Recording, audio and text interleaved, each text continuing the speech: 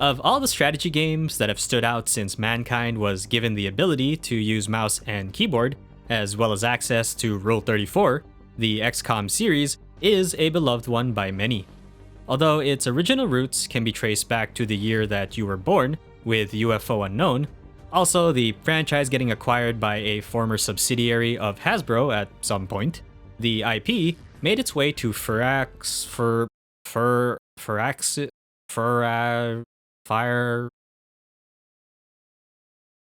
where the series would see a major reboot. XCOM Enemy Unknown made headlines for its deep strategy in letting you command an elite fighting force to save the Earth from an alien invasion, while letting you know what it feels like to work in upper management, managing your army's base and resources while also commanding them on the battlefield ensured that Enemy Unknown and its expansion Enemy Within became one of the all-time great strategy sims. Bullshit statistics aside. They ask you how you are, you just have to say that you're fine when you're not really fine, but you just can't get into it because... But the fun didn't end there. Fabraxis got the go-ahead to make a sequel, and XCOM 2 was born. Expanding on the first, XCOM 2 took many of its core elements and refined it in a way to bring more complex strategy management and alien butt-kicking, while also adhering to the core experience that made the first game great. Glad to see some things never change. Heh, thought I'd miss? As a huge fan of Enemy Unknown, XCOM 2 took everything that I loved about the original, but changed it just slightly enough that the experience felt familiar, yet refreshingly fun. Unfortunately, it was a game that I did not completely finish at launch because the bugs and crashing hurt me more than my squad's ability to aim. Still, it was fun nonetheless, and by the time the War of the Chosen came out, the game was a lot more stable for me to play again. But after 10 years since the last major XCOM game, Chimera Squad was an interesting experiment, but not quite the experience I'd hoped for. How does XCOM 2 hold up after a decade?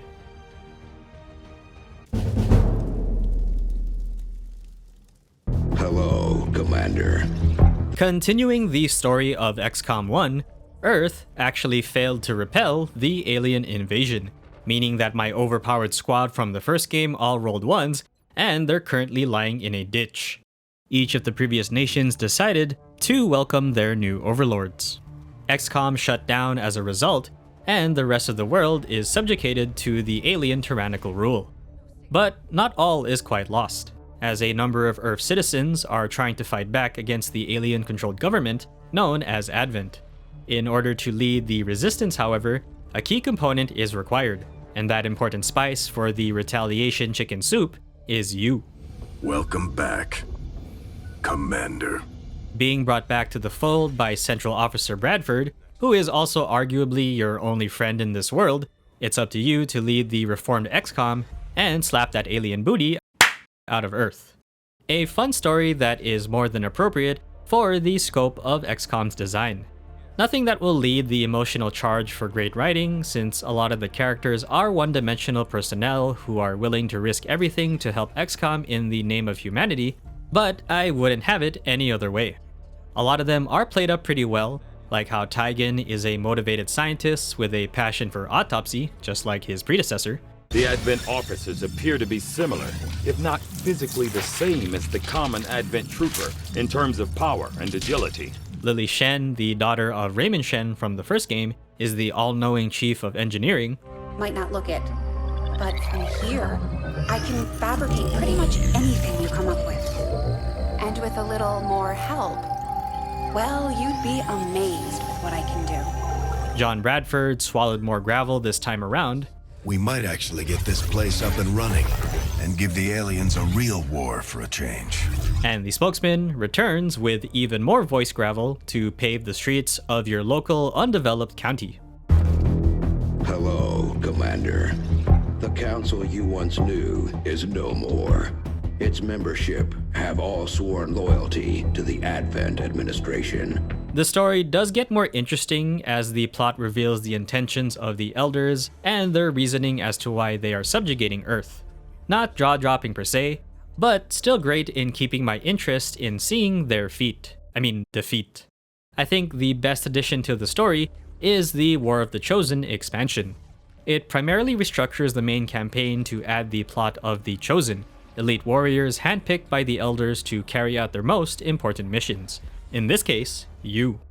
While it doesn't drastically change the overall plot, it does add a lot of character to XCOM and makes the alien villains a lot more personal.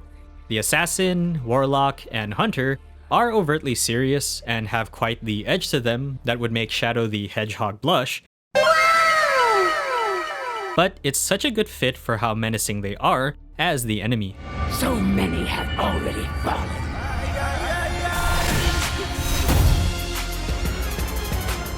Plus, their banter also adds even more personality to the game as they taunt you on comms. Wait, they just slid into my DMs? Let this stand as a reminder to you, Commander.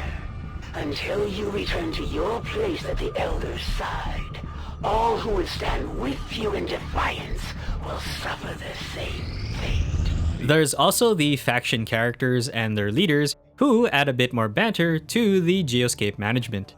Nothing particularly special about them, but I like that they're there because it would be boring without them. May our people stand united until the false gods fall. Again, a very extra serious story that enhances the world-saving plot of XCOM 2, and enjoyable that the game would feel empty without it. I do think my favorite aspect is simply the premise itself, where XCOM failed to prevent the alien invasion and the nations essentially chose submission. I can mostly see gameplay reasons as to why this would be the appropriate sequel, because it kind of makes a lot of sense given the mechanics, but I do like how the failure to completely protect Earth sets up for a more dramatic story sequel. Just sucks that my perfect soldiers from the first are completely useless.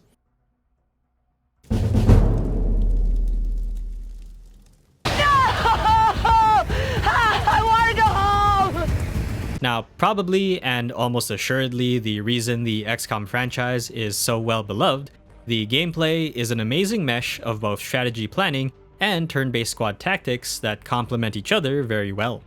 For those who aren't already familiar, the XCOM formula runs two different modes of gameplay. The first is the base management and planning, while the second is the boots on the ground turn-based combat, where you get to personally send love letters to the aliens in the form of various armaments. No one will mourn.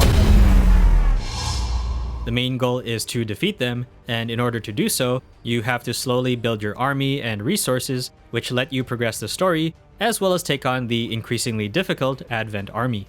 The catch is that you are constantly in a battle against time, where the enemy pits you against a doomsday clock that will result in a game over if you aren't making any progress. Very anxiety-inducing, but an important factor for the basis of XCOM's design.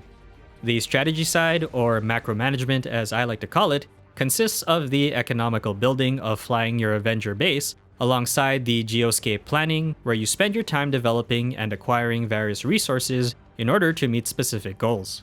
Supplies, for example, are the most basic currency resource that is usually spent on building various facilities and items. Intel lets you build networks across the globe in order to access missions and locational assets. Scientists help you progress research faster, and engineers are the literal VIPs of XCOM 2. Because without them, you may as well cry, uninstall the game, and then cry some more. In that order. Management is the name of the game in this aspect, and while it can be overwhelming at first to get the XCOM economy working, once you fully grasp the system and you're able to macro-manage your way to victory, the min-max dopamine hit to the brain feels great. With the turn-based combat, just like its predecessor, XCOM 2 lets you take turns blasting the aliens with various weapons, while also taking into account the importance of positioning and squad roles to best them. The defining aspect is the level of risk involved when it comes to taking shots, which are dependent on things like distance, cover, stats, and the abilities being used. More complex layers are added, like soldier classes, enemy types, and equipment, which contribute to how the player should try to win against the game.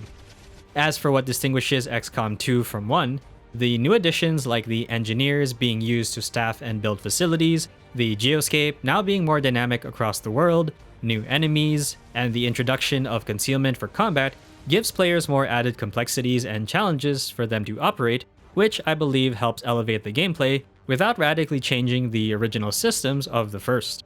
And I also do appreciate the quality of life updates, such as reloading only taking one action. Praise the sun! Manage your base, consider your operations, employ careful tactics in battle, rinse repeat, is the strategy loop that XCOM is known for, one that a lot of players such as myself still enjoy. But when it comes down to it, the thing that makes XCOM 2, and even by virtue the first game, so extraordinarily fun to play today, is how well it implements three basic aspects to govern its gameplay: pressure, strategy, and risk, which all determines the decision-making of the player. Pressure comes from the challenges that the game throws at you. Things like time-sensitive events, increasing enemy difficulty, change in economy, and of course the Doomsday Clock forces the player to understand what hurdles they need to overcome in order to beat the game. Strategy, as is the name of the genre, is what gives players the ability to counteract said pressure. Expanding your contact region, building the necessary facilities, improving your soldiers, and commanding your troops on the battlefield helps facilitate what the player needs to overcome said challenges. Lastly, risk is what governs the benefits and disadvantages of making said decisions. Understanding the consequence and benefits of selecting a single target mission, deciding on what time-sensitive resource to collect, and of course the RNG management of combat is what will make players carefully decide on their strategy. When the systems all connect to complement each other, it's how the game lets players be creative with their own strategy, manage risk, and make good decisions to overcome pressure are all what make XCOM 2's gameplay so endearing. Overcoming adversity, particularly because XCOM 2's pressure is overwhelmingly intense, is what makes it so challengingly fun to beat. As a sequel, XCOM 2 is still a great extension of the original's formula. This might just be me, but I do think 2 adds a certain restrictiveness that forces the player to make harder decisions than the first. The most notable example for me is the facility building. Since the Avenger no longer has the same capacity as the base in the first game, there's only so many buildings that you can place before their power and benefits start to dwindle. This is where the notion of engineers come in, who can be used to increase said power and facility benefits, not to mention being needed to make space. But because they are a limited staff resource, you have to carefully decide how to acquire them as well as where to place them in order to meet your goals. It puts pressure on me to carefully plan what the best possible route is, given my limited staffing and time, which is exactly what makes the challenge so fun. But at the same time, I do miss some of the older systems like Meld in the first game, which was the timed resource that you had to acquire in battle, kind of like how the weapon accessories work in 2, which let me put some awesome abilities on these soldiers. I do miss my mech soldiers. Also, I did not know there was a mech unit DLC for 2, so I completely missed out on it for this video. There's also the War of the Chosen expansion, which I will say is a very good addition to the second game, since it adds so many new mechanics like the faction soldiers, covert operations, and of course the Chosen, who add even more pressure to both the management and combat side.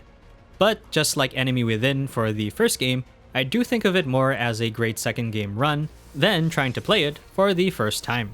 Seriously, if you're new, I suggest holding off until you finish your vanilla ice cream.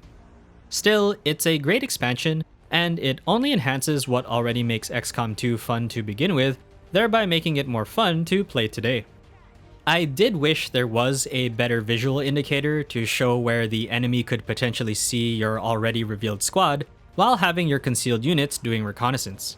I think the target preview indicator is that solution, but you do have to hover over each tile to see if you'll get revealed. Unless I'm missing something here.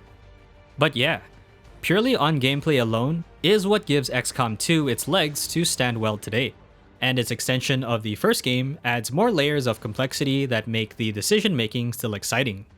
It also helps that each campaign is different as a result of random variables affecting things like soldier acquisition, resource, mission types, and even the battlefield map, so no two games are ever the same. meaning that replayability goes up the roof.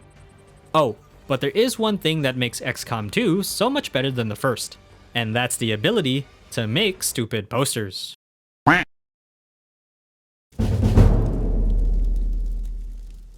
Visit your local city center and shoot your nearest Advent Peacekeeper in the face! On the presentation end, XCOM 2 still looks quite good. I don't usually tend to view strategy sims as needing to be graphically intense, but I still find it impressive how much detail Axis puts into making the aesthetics and overall design of XCOM look distinct. I think the most striking visual feature is the way it portrays its near-futuristic look. The previous XCOM had a very military, classified Area 51-like vibe that complemented the whole alien invasion theme. With XCOM 2, the visual aesthetic continues along that line, especially with the Avenger base and the geoscape, but there's also a shift to modern, rural, urban, and most notably pristine totalitarian as a means to portray the alien occupancy of Earth. I guess if you're a neat freak, it's time to submit to your alien gods. A very good fit, especially during the battles that show just how much they have affected Earth's various locations. From destroyed cities to futuristic occupied urban centers, alien dystopia is an apparent theme. This is also further enhanced by the actual aliens themselves, and the mix of different races is a very out-of-this-world versus Earth experience. I do have to ask the question though, why give the snakes some chest, waist, and hip action? Man, it's hot in here. I particularly like that XCOM 2 also managed to maintain its distinct UI. I'm not quite sure how to describe it, something along the lines of technologically dark, I guess, but I always found it very complementary to the theme of the first game, and it feels just as at home in the second. On the technical spectrum for the graphics, 10 years hasn't really made it feel old, honestly. I think the character models still look decent on the humans, whereas the named characters have slightly better detail and animation by comparison, kind of to be expected, but the aliens are by far the best models in the game, with the detail and variety looking really good.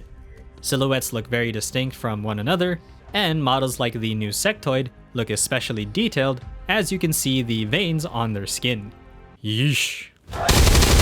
Not all perfect though, and things like hair detail on the soldiers look a little too obvious that they're glued on when you look up close, but that's all I could really find to nitpick besides the major technical hiccups, which I'll get to in a sec.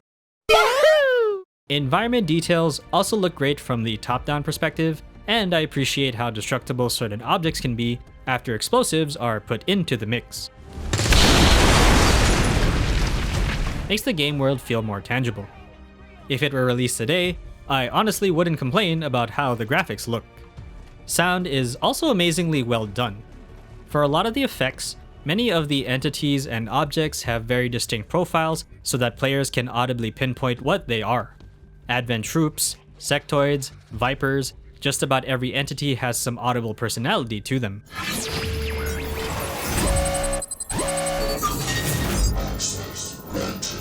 The effects on the menuing are also distinct. Complementary to the UI, the sounds of accessing various menu panels, the geoscape, and issuing commands on the battlefield have a technological punch that fits it perfectly.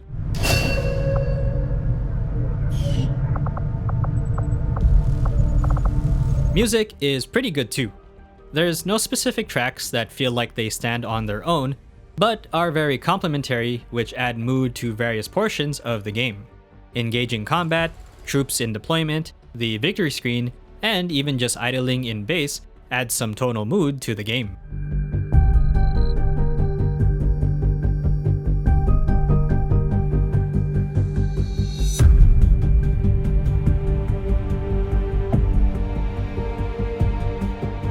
Lastly, the voiceovers are really good for filling the game with banter.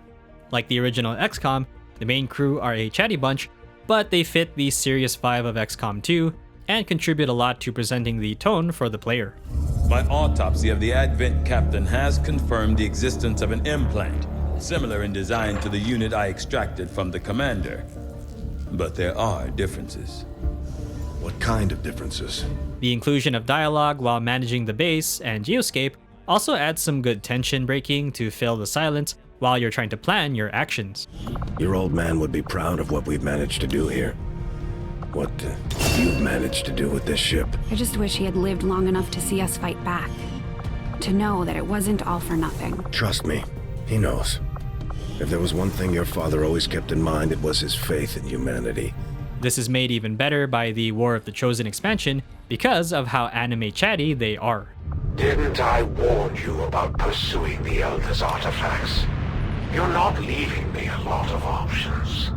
And your soldiers are the ones who will pay the price. I was born of the Elder's own power, of their very essence, to serve as their greatest champion. For the gods have many children, but I am the true instrument of their will, and they instill in me an understanding of their gifts that none other can comprehend. Someone please DC them from the Discord. Now for my ironically favorite part about the game, the jank. Even though XCOM 2 has seen numerous updates and fixes throughout its lifespan, and the game is substantially more stable than it was on release, there's still just a bit of glitchiness left that it's very easy to notice. A lot of them weren't particularly serious or game-breaking, but some actually halted the game.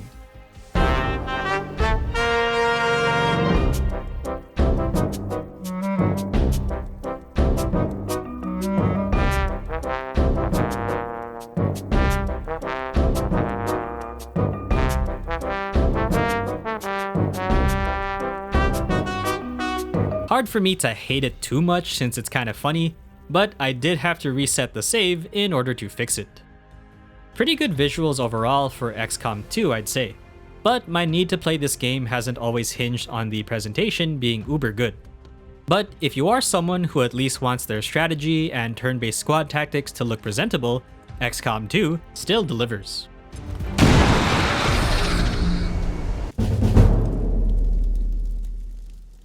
It's damn good to have you back, Commander. 10 years has really not affected XCOM 2 in any way. I'm not the biggest expert on the strategy market that XCOM tends to encompass, so I really can't speak for other games that may or may not do its formula better or worse. My only other favorite turn-based game in recent memory is Original Sin 2. But what I can at least speak for is how well managed and designed XCOM's gameplay is in making me enjoy its system of management and strategy. It's the way aspects of its gameplay flow and complement each other, where careful planning, risk management, and thoughtful strategy reward the player. Again, it is inherently tough, and XCOM 2 is not an easy game to grasp at first, as you have to juggle so many different factors and variables to survive the pressure of the alien menace. But when you pull those victories through good decision making, XCOM 2 becomes very addicting to play. Ultimately, it is XCOM's idea of strategy that I keep coming back for. It requires me to make full use of my single brain cell, but like the day I finally beat the shit out of Promised Consort Radahn and his chosen BL, overcoming adversity through my own decision making as well as giving me extremely high levels of dopamine min-maxing makes XCOM 2 an absolute blast to play today, and will still hold up for many more years to come. Also yes, I would like a good sequel. But that's gonna do it for today, guys. Thanks for sticking around. There will be more games to play and more videos coming soon, so please stay tuned if you'd like to see more. But for now, I'll see you all next time.